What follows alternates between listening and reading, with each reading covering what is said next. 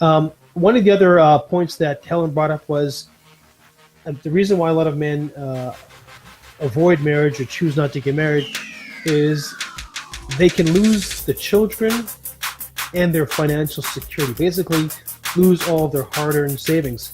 Yeah. So, as you know, this isn't this is well known. 50 to 60% of marriages eventually end in divorce. Yeah. What many don't know is 70% of divorces are initiated by the woman. Mm-hmm.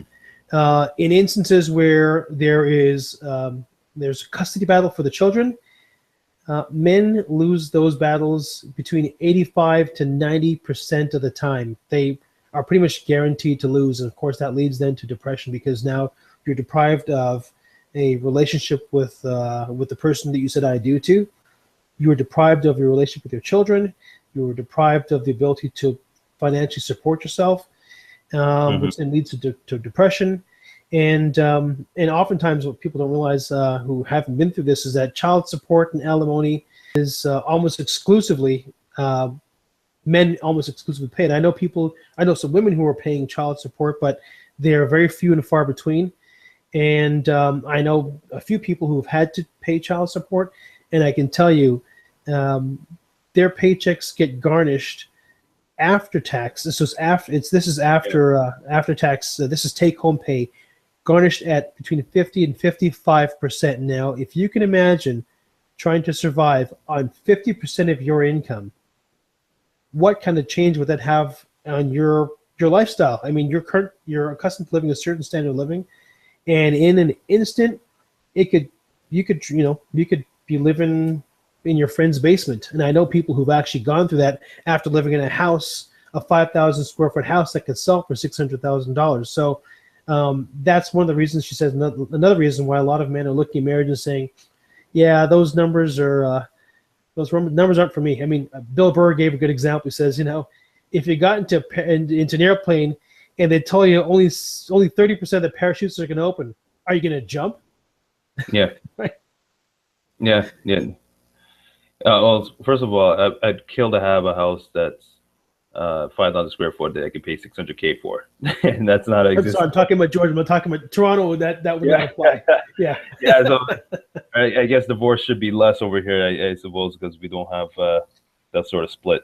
The truth be known that, yeah, it is a risky proposition to get married. I think it's probably more risky when you become more accomplished and you're in your 30s.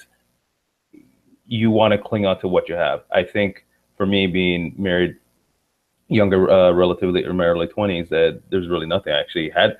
A matter of fact, when I proposed, I had nothing, and my wife said, a fiance, girlfriend at the time, said, yeah, and she saw the potential, I suppose, what you're talking about, but I didn't have anything as such. But I also envisioned us that I wouldn't always be here. Maybe it's a little different when you're 35, when now you're like, oh, do you really love me for me, or do what I got? So I think that is something to take in consideration. So there is definitely a little more soul searching that has to go on. Yeah, I do think there is that fear factor of losing your children and failing, I think also. Because you can't underestimate if your dad failed or the marriage just was horrible. You don't want to replicate that.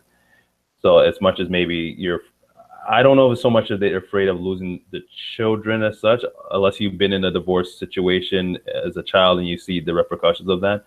But I do think it is the fear of failure, because you think about it.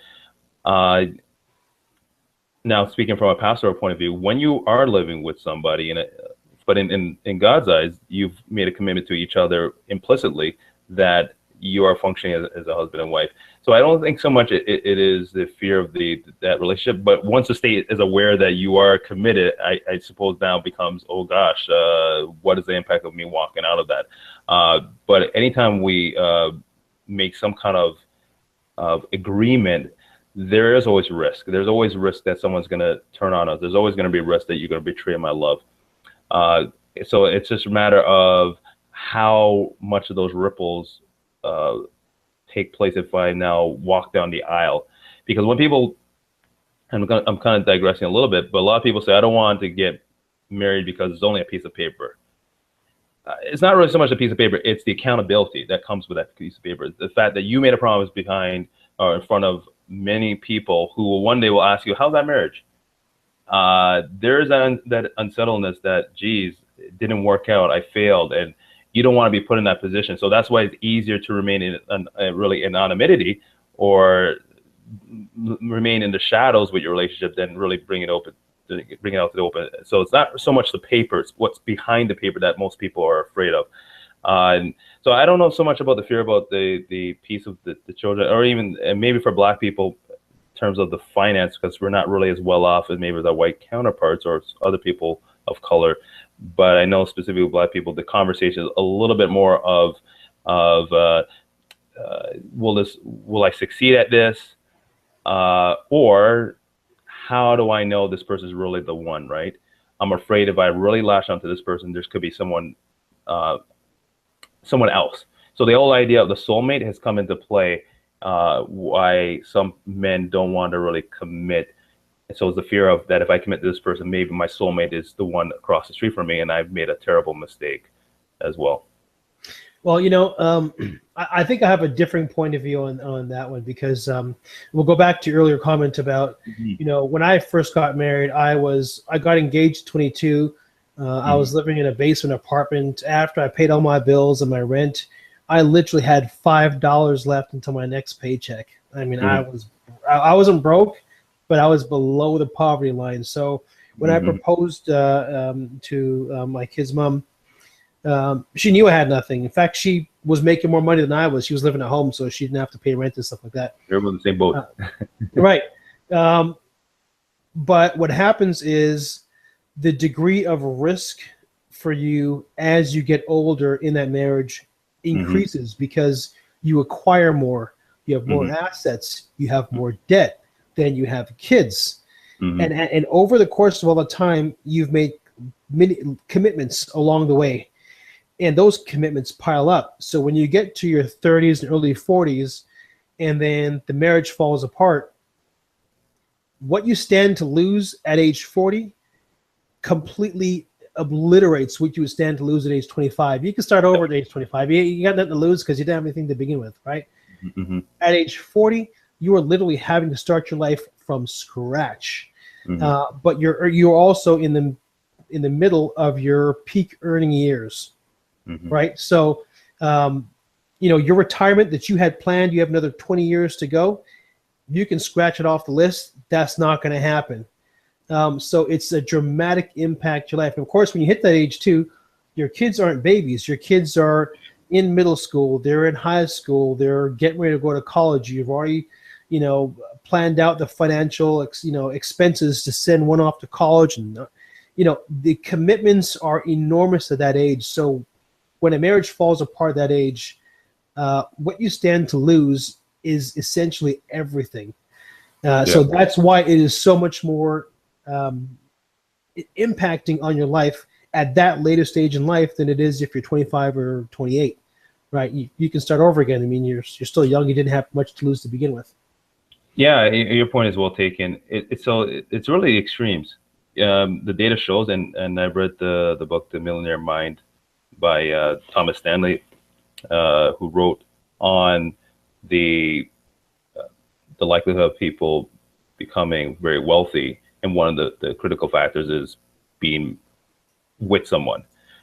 More often not being married, but with someone is a very critical piece in terms of wealth creation.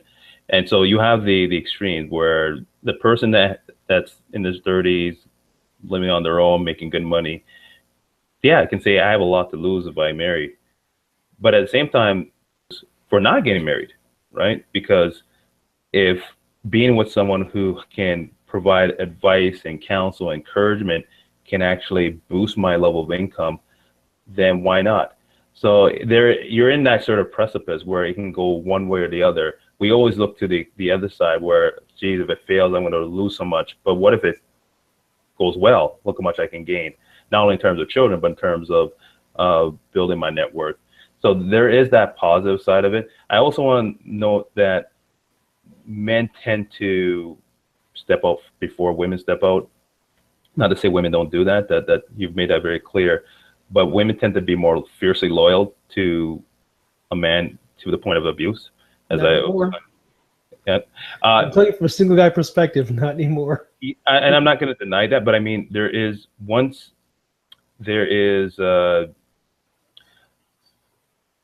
I know the culture has changed, and the level of loyalty is, but if you want to compare genders in general, there tends to be more loyalty with a woman with a guy than the guy with a woman. So usually, once a guy makes steps showing that there is a level of not caring for her, not respecting her, or loving her, then you're right. The boomerang effect is that once divorce happens, it's almost judgment day for that action. And even though the consequences doesn't relate to the crime, that little ripple that we've created in terms of stepping out has led to this big boomerang, unfairly and unjustly, in terms of taking away the children and paying alimony.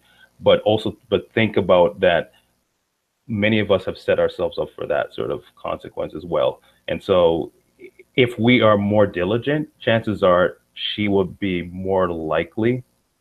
And again, it's only likely because it's not people, you never know. Right. It's never 100%. Right. A greater likelihood that should be more loyal. And to your earlier point, we're in the age of instant. Everything is instant. You don't even have to wait to watch your favorite TV show. You can watch it on Netflix or Amazon Video or Hulu. Enjoyed the show? Like, share, and subscribe. And thanks for joining us in The Man Cave.